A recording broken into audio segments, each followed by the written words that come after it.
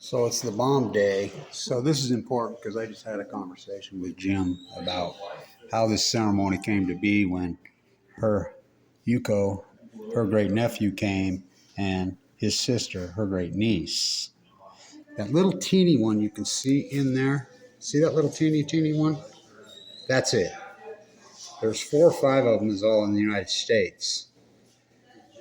They brought it, and so it was Japan's idea. There was a guy from Hawaii. They reached out to us here. It was their idea. And so, she folded, it's controversial, did she fold 644? But Jim just told me just now that Yuko, her nephew, said that after she died, they finished it. And they actually folded 1,000. And so that tiny one's it. I got to hold it in my hand. Now, I have the atom bomb disease. That's what her family used to call it.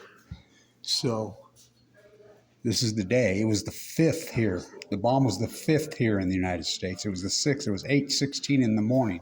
Here in Wendover, Utah, it was 5:16 on the 5th p.m. So that's it right there. It's a real one. And it was them who reached out to us and says, hey, can we come? They didn't tell us what it was about. And then Jim and I, we went to every piece, international, we went to all the media all over the whole world, including every media outlet in the United States, and include locally, professors and everything, and none of them showed up. International media showed up, and her niece, because everybody knows me in Japan because of my Fukushima work, her niece came right up to me, boy, she says, oh, Kevin Blanch, I knew you'd be here, and hugged me. And remember, I'm 7th generation, I have the atom bomb disease. She died at 11 years old. She was 2 when the bomb was dropped. So it was their idea to reach out. And me and Jim just had a really emotional, great conversation about, the movie. And like Jim says, everybody should be anti-nuclear at this point. And so one of my highlights of my life, I got to hold that in my hand. And her niece is the one that is here. As the second one that got to hold it on the whole. I can't overstate what an international, cultural, and important historical event that was. And it was on this day. They reached out. And of course, Jim, the Jim that he is, Peterson. And that's where I go, oh yeah. So here on the day at the museum. So you should have seen this building just a few years ago. So on the ceremony, we had a dinner. Look at this. This is all new. Just got done. How cool is that? So on the ceremony, we had a dinner right in here. Jim's like, you're sitting in Tippet's chair. Oh, I am? So it's a mock-up. But it was the 5th here. So you should have seen this building just a few years ago. It's incredible. So the bomb. The part of the Manhattan Project people never talk about at Wendover, Utah. So it's pretty incredible. So we'll do a prayer right at the moment. So.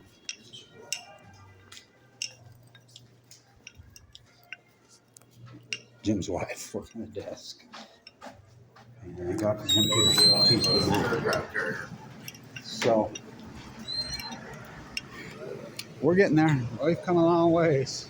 That's from the movie Con Air. They just left it. So, and nobody's here for this. The only reason they're here, it's Speed Week, and they got rained out again. They can't figure out the Speed Week guys not to come in August and wait till September because we get monsoon every year, and they get washed out every year. We brought the tower in. I got to show you this. This is, and like I said, it's the day. It's the 5th. That's me and Jim just had a really great emotional conversation right there. I started to get all teary-eyed. So did he. We were talking about how this came about. Yuko is her nephew's name.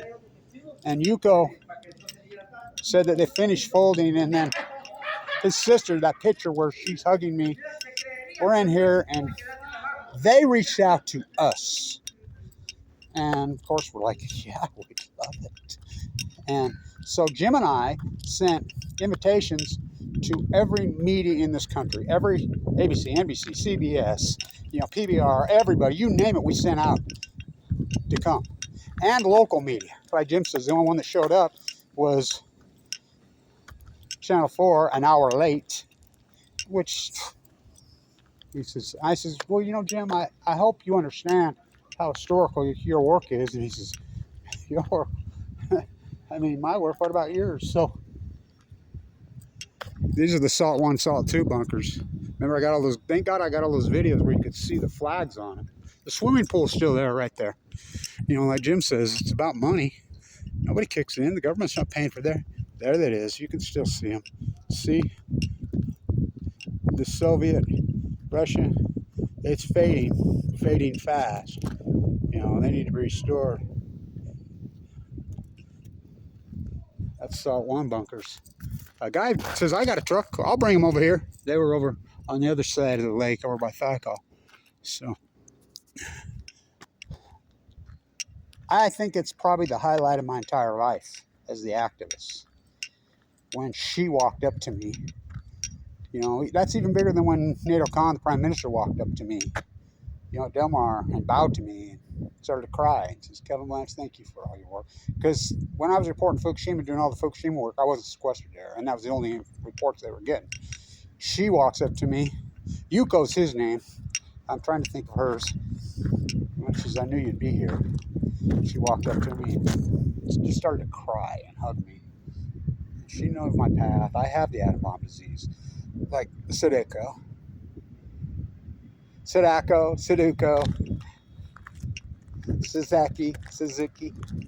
tomato, and everybody in Japan still calls it leukemia, the atom bomb. She knew. Everybody in Japan knows I have it. I got it in 2011, and what an event! What a day! So we're just about an hour away. It's happening on the 5th here, so.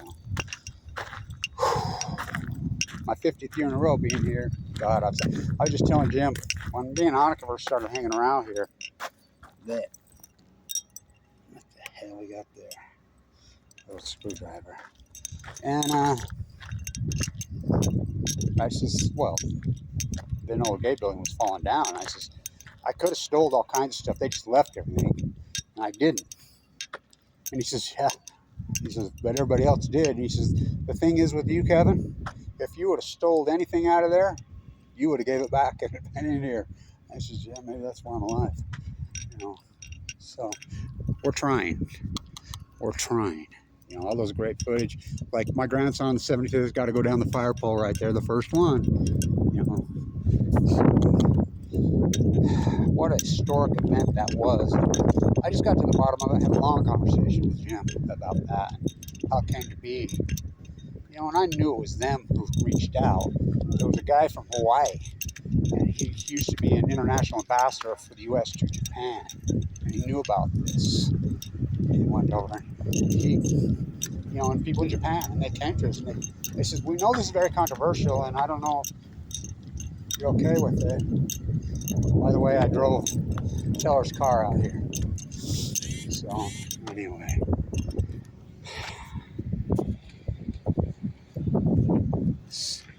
What an event. So, I'll get more. Stay tuned.